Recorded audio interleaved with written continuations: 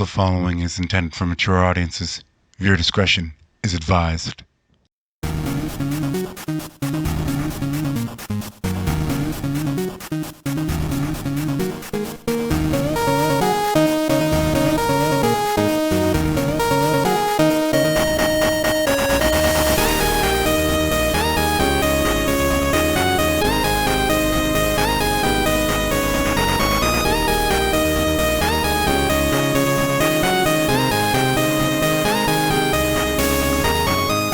Welcome, Deadites, to part 2 of What If Deku and Bakugo were Keyblade masters.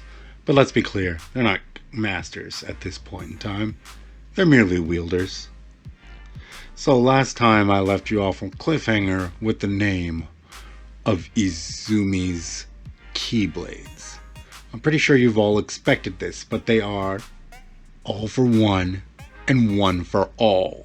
Izumi and Mushu were on their journey of discovery throughout the galaxy, or more accurately, her discovery. She had gained about a year's worth of training from Zoro and made good friends in the Straw Hat Pirates, and at this point was actually 12.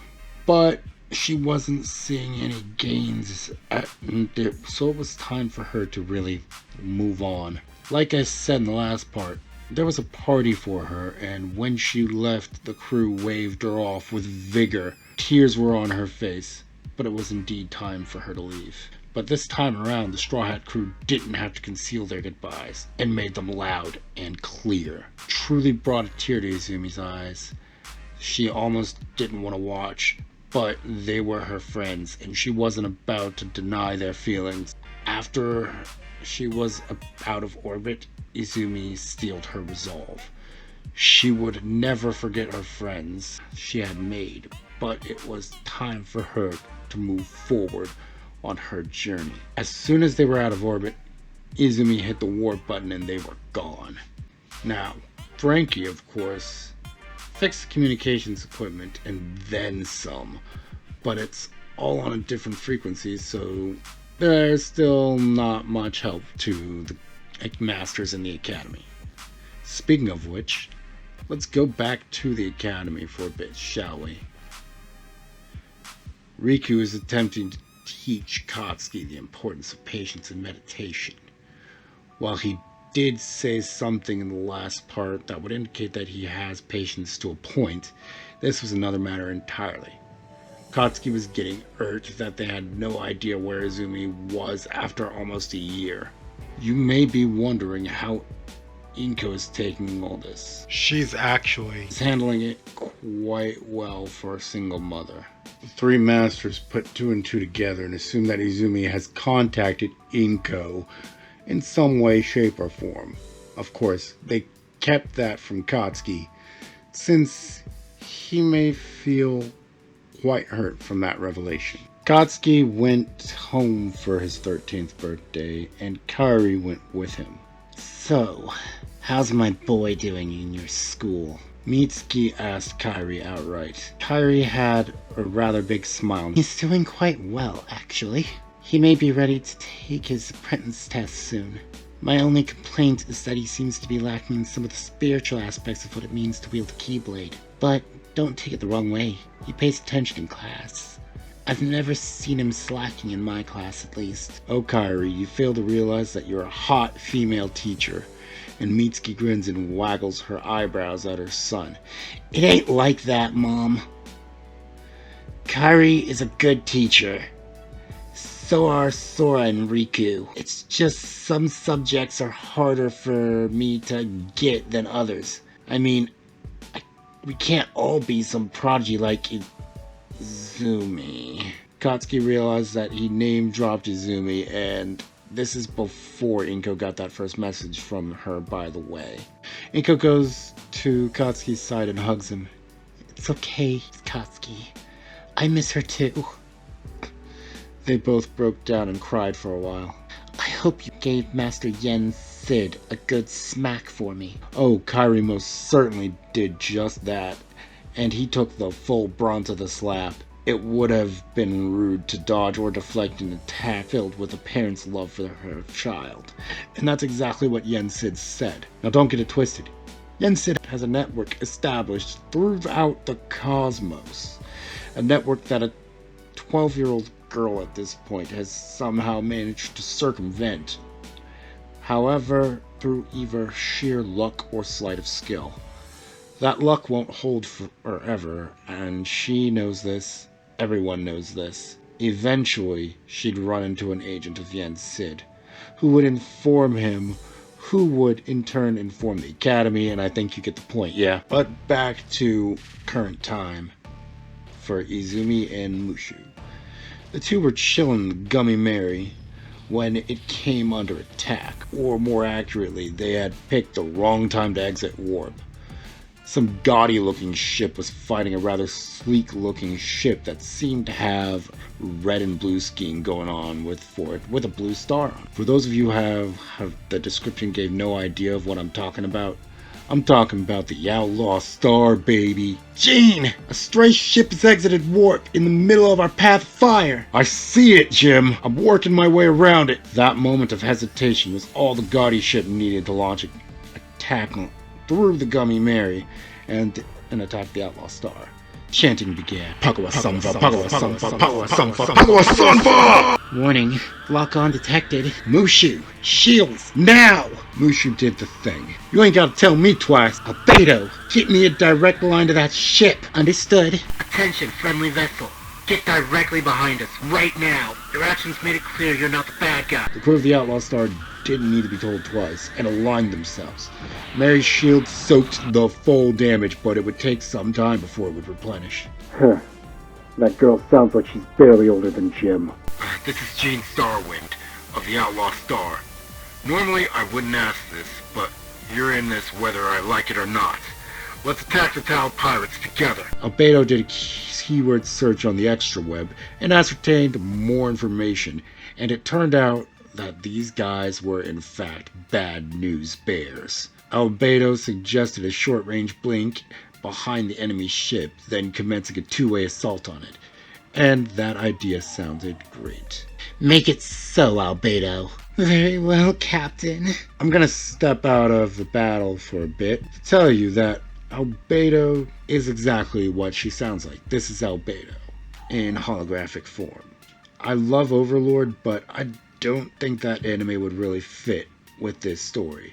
And Kingdom Hearts has done similar things with certain characters, so let's get back to it. Soon as Mary made the blink, Mary and the Outlaw Star attacked simultaneously. The Tau pirate ship was toast. Now it's time for a size comparison. The Mary is rather small compared to the Outlaw Star, and it can fit in its cargo bay.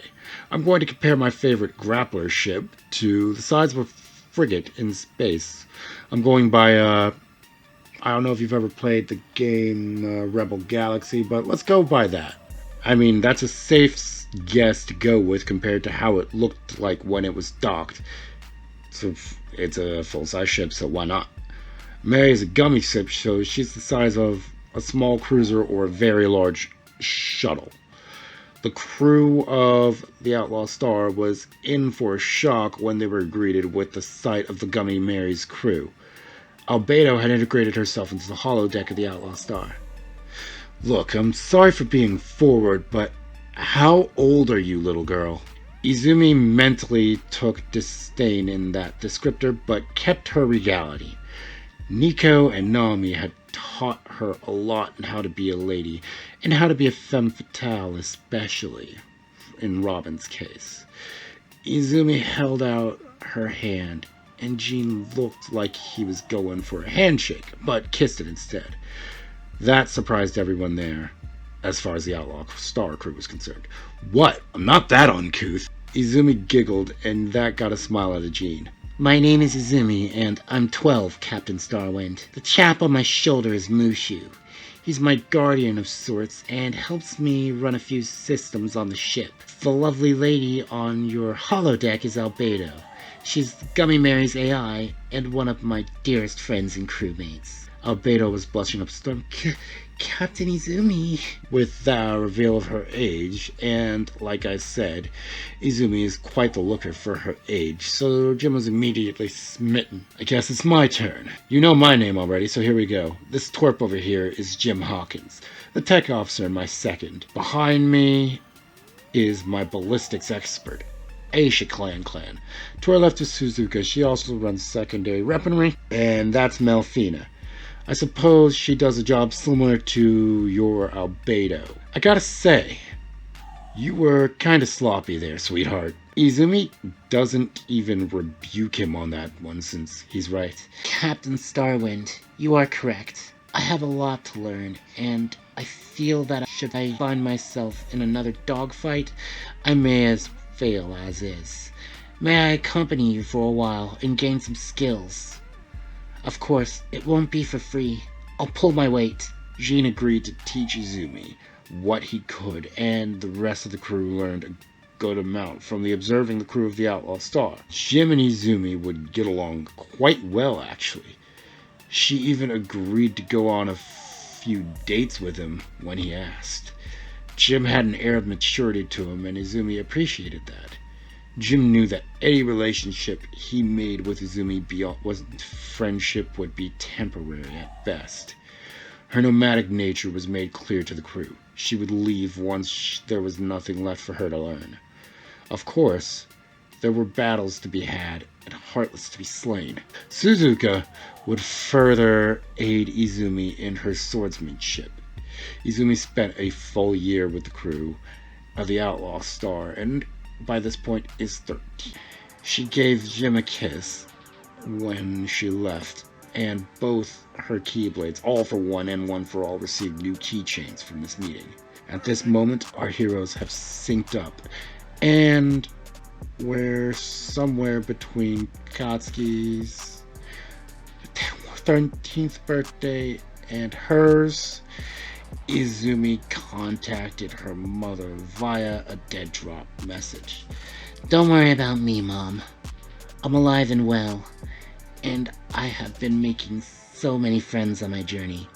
Mushu has been a steadfast guardian and has been keeping me out of trouble. I love you, Mom. Now, that message clearly didn't have any stars or any descriptors that would give away her position. She's not stupid. Now, Inko would replay that recording for a while before she informed the Masters about it. Since it was a dead drop, they had nothing to go on, and only added to the problem of in the cosmos is Izumi Midoriya. Sorry, couldn't resist. The Gummy Mary is in a heated battle with a crew of pirates. While I did wrestle with having Jim come with them, I chose not to. The crew was ready and had done this song and dance quite a few times and were in their combat positions. The pirates were behind them and made laser attacks. However, they weren't expecting the aerial somersault and that followed up with a barrage of missiles and laser fire that weakened their defenses, and the Mary utilized her newly acquired grappler arms to hold the ship in place and did a charged beam assault that breached the hull of its target. They did a spin and tossed the ship, then fired off with a missile. Albedo, is there any good loot to be had, or did we just destroy everything? Albedo does her scans. We could salvage some of the armor plating, and they appear to have a load of luxuries. I have logged them as, well, spoils of war, should any authorities ask about them. However, we are in need of repairs, and my scans indicate that the planet does not have a spaceport. Izumi gave the cloaking order, and they touched down on the new planet. I suppose I should tell you where they are now, huh? Well, they're at... If you liked that, let's get a United States smash on that like button. If you're not subscribed, consider going full cowling with that subscribe button. And let's go plus ultra with the notifications. Ring that bell, baby. Rest easy, Deadites. And remember, the night is ours.